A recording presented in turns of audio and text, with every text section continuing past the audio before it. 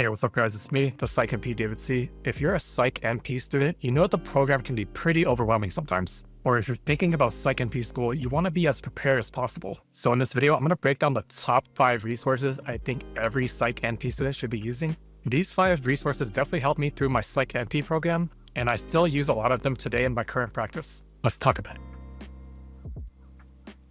Before we begin, I'm not sponsored by anything in this video. So starting with number 1, we have the DSM-5 TR app. Now, a lot of people or even schools will recommend that you buy the physical book itself. That's what I did at first, and I found it to be pretty useless because the DSM-5 TR is not a book that you're going to be reading from like the beginning to the end. It's just something you reference when you need to look up a diagnosis. So if you have the physical DSM-5 book, you're going to be like flipping through all these pages, like trying to find a specific diagnosis. But if you just download the app instead, you can just like search which diagnosis that you're looking for, and it gets you there a lot faster. Unfortunately, you do have to pay for the app. I think I paid about like 75 bucks like 2 years ago. But it's a one-time purchase and I still use it pretty much every day in my practice. It's nothing fancy, it just lists all the possible diagnoses and all the criteria that need to be met. It's very simple and easy to use. For example, if you're a student at clinicals and you have a patient who's bipolar and you don't know whether they're bipolar 1 or bipolar 2, you can just look up bipolar in the app and see which one that they need criteria for. So even though it's a pretty hefty purchase, I do recommend it because it's like a one-time purchase that you're going to use for like the rest of your career pretty much. And moving on to number 2, we have Hippocrates. So Hippocrates is available through their website and they even have an app. It's what I use when I need to look up medications quickly on the spot. You can look up a med and it tells you like the indications, the dosages, side effects, contraindications, pretty much everything you need to know about each medication. Honestly, sometimes when I'm talking to a patient and I prescribe them a medication that I'm not really that familiar with, I can just look it up on Hippocrates real quick on their website and then give them the information as if like I already knew it.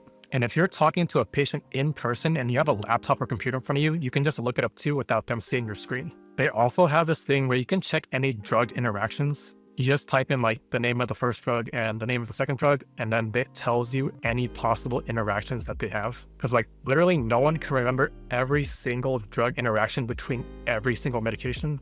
I wouldn't recommend trying to memorize everything when you can just look it up online on Hippocrates. I wouldn't rely on Hippocrates 100% all the time, but it's a really useful resource to have if you need to look something up real quick about a medication. And moving on to number 3, we have the Carlat Medication Fact Book for psychiatric practice. So when I was in NP school, I was literally searching for like any book I could read from front to back about medications, like which diagnoses a medication is FDA approved to treat, what their side effects are, what to look out for. I found that this one was the most useful if I just wanted to read something in my spare time. I did actually buy the physical version of this book on Amazon, and whenever I had some downtime, I'd just open it up and read it. It covers a lot of the most commonly prescribed medications, like it goes through antidepressants, anxiolytics, antipsychotics, etc. And the one thing I really like about this book is that it gives you decision-making algorithms. Like for example, let's say you're trying to treat somebody with depression, and then it gives you a tree like, does this person with depression have anxiety, or does this person with depression not have anxiety? If they don't have anxiety, then Wellbutrin is a good option, but if they do have anxiety, then maybe Zoloft or Lexapro is a good option. So when I was first prescribing, I was actually looking through all of these algorithms and seeing like which medications would be best suitable for my patients. It doesn't really dig deep into like the super complicated part of medications like pharmacokinetics and pharmacoabsorption or whatever, and that's why I really like it. I recommend this book if you're just trying to read something from front to back in your spare time. It's gonna help you learn a lot about real life information that you actually need to know when you're prescribing medications. And for number 4, we have Georgette's PMHNP review courses. If you don't know, the ANCC exam is what you need to take to be board certified in psych. So you're going to take it at the end of your program. And I get asked all the time, like, what did you use to study for the ANCC exam? And I'm telling you for real, like, Georgette's review courses are literally the only thing you need to study to pass the exam. Basically, she sells like 5 modules or classes that you need to pay and attend each class. It's done all through Zoom, so you can take it whenever you're available. If you do buy it, I do recommend recording the class so you can like go back and re-listen to it later on. Dr. Georgette has like a really thick accent, so it's hard to understand what she's saying sometimes, but once you do understand what she's saying, it's like really easy to understand. And aside from the 5 modules or courses that she sells individually, she also sells what's called a last minute review or LMR course. Basically, it's one condensed version of all the courses put together. It's like a 6-hour course that covers literally like everything that's going to be on the exam. Because for the exam, there's certain subjects that are considered high yield, which means they're like definitely going to be on the exam. So she puts all the high yield subjects in one last minute course. So basically everything you learn in that course will be on the exam. I didn't buy the 5 courses individually. I just bought the last minute review, and that's pretty much all I used to study. And I'm telling you, everything she says in the LMR is literally on the exam. Honestly, it kind of feels like cheating, but it's not cheating, so it's good. It's a pretty hefty price for the last minute review, but I definitely recommend it. It's gonna help you pass for sure. And moving on to number 5, networking and friends. Having resources to all the like knowledge and information is great, but you also need a resource to help take care of yourself like personally.